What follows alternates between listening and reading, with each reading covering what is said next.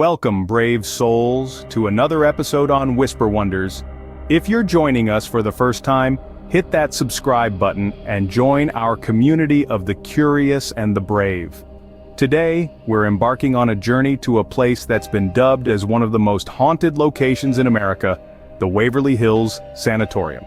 Nestled in the heart of Louisville, Kentucky, this former sanatorium, built in the early 20th century, hides within its walls a multitude of chilling tales.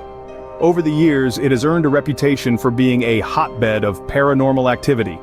From the ghostly apparitions of former patients to eerie sounds echoing through its abandoned corridors, Waverly Hills Sanatorium is a place where the past refuses to rest. So buckle up, brave souls, as we delve into the eerie past of Waverly Hills Sanatorium. Are you ready for the chilling tale? The chilling tale of Waverly Hills Sanatorium starts in the year 1910. Nestled on a quiet hill in Louisville, Kentucky, the sanatorium was initially built as a two-story hospital for tuberculosis patients. At the time, the White Plague, as tuberculosis was ominously referred to, was running rampant across the United States. With no known cure, the sanatorium was a place where the afflicted could live out their days, away from the healthy population, in a valiant yet futile attempt to halt the spread of the disease. The hospital was designed to house 40 patients, but the number of those afflicted with tuberculosis far outstripped the capacity. As the epidemic raged on, the need for a larger facility became apparent. The construction of the massive 5-story building we know today was completed in 1926. Its Gothic architecture, towering over the surrounding landscape, became a symbol of hope for some and a beacon of despair for others. Inside the sanatorium, patients were subject to experimental and often brutal treatments. These ranged from pneumothorax, where air was introduced into the chest cavity causing the lung to collapse, to thoracoplasty, a surgical procedure that involved removing ribs to allow the lung to expand. The conditions were dire, the treatments harsh, and death was a frequent visitor.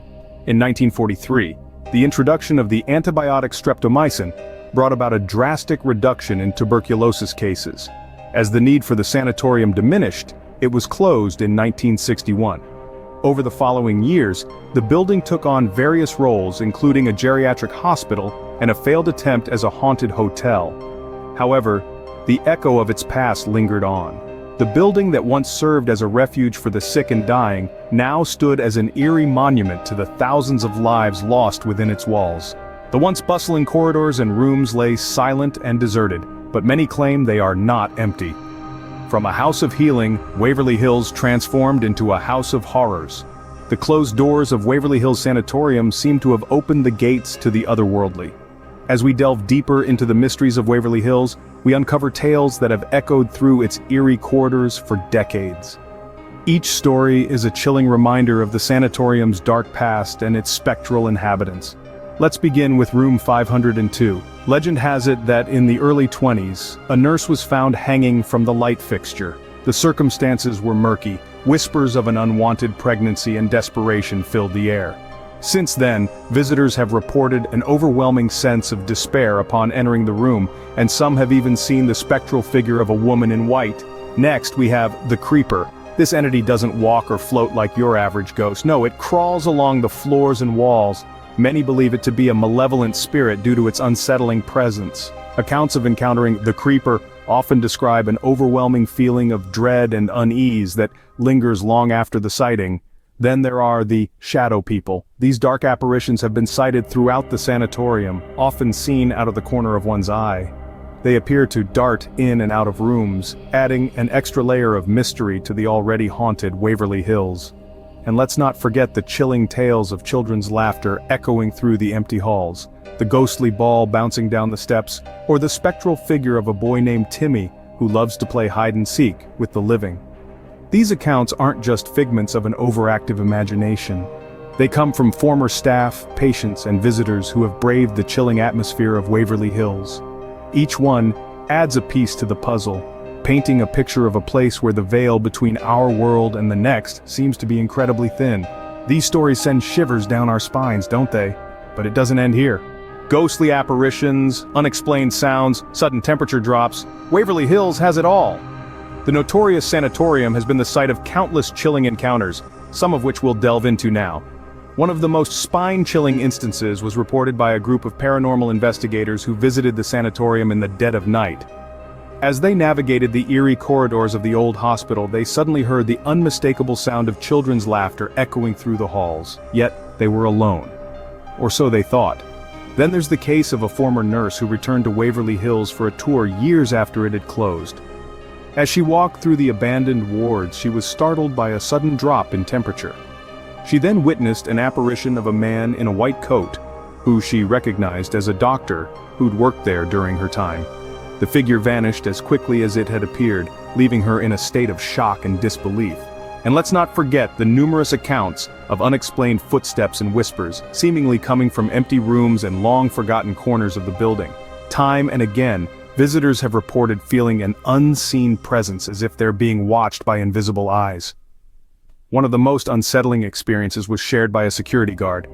During his night shift, he heard a loud bang from one of the upper floors. Upon investigating, he found a door swinging open and closed, apparently on its own. He claimed to have felt a sudden chill, followed by an overwhelming sense of dread.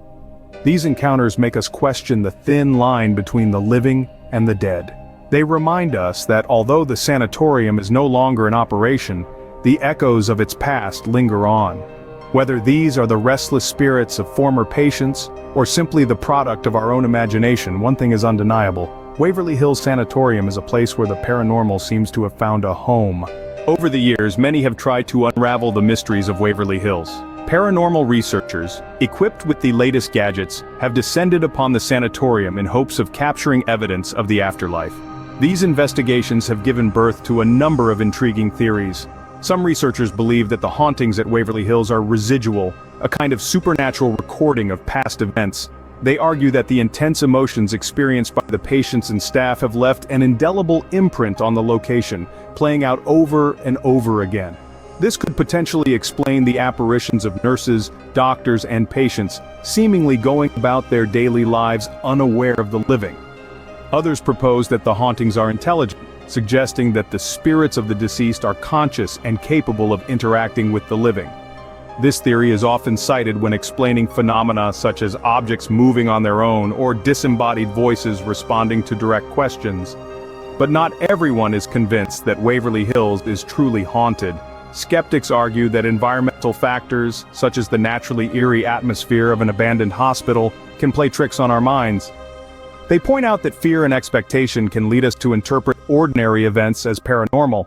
Additionally, some contend that the reported paranormal activity could be attributed to infrasound, low-frequency sound waves that humans can't hear but can feel, often causing feelings of unease or dread. A few even suggest that the stories of hauntings are simply a way to drum up interest in the sanatorium, a form of dark tourism that attracts thrill seekers and ghost hunters. They believe that the tales of paranormal activity have been embellished over the years to keep the legend of Waverly Hills alive. Regardless of which theory you subscribe to, there's no denying the chilling allure of Waverly Hills. Its dark past, coupled with the countless eyewitness accounts of paranormal activity, makes it a fascinating case study for both believers and skeptics alike. Whether you're a believer or a skeptic, Waverly Hills certainly gives us much to ponder. From a tuberculosis hospital to a hotspot for paranormal activity, Waverly Hills Sanatorium has a history that chills the bones. We've journeyed through its past, from its construction in 1910 to its closure in 1961, and the eerie tales that have since been woven into its fabric. We've heard the chilling ghost stories of room 502, the Creeper, and the Shadow People, and recounted the first-hand experiences of those who've encountered the unknown within its walls. We've delved into the investigations and theories of paranormal researchers, exploring both the supernatural and the skeptical. And we've seen how the media's portrayal of this haunted hospital has captivated the public imagination. Now, it's your turn to share. Do you have experiences or theories of your own? We'd love to hear them. Thank you for joining us today, brave souls. Don't forget to like, comment, and subscribe for more spine-tingling tales. Until next time, stay curious and stay brave.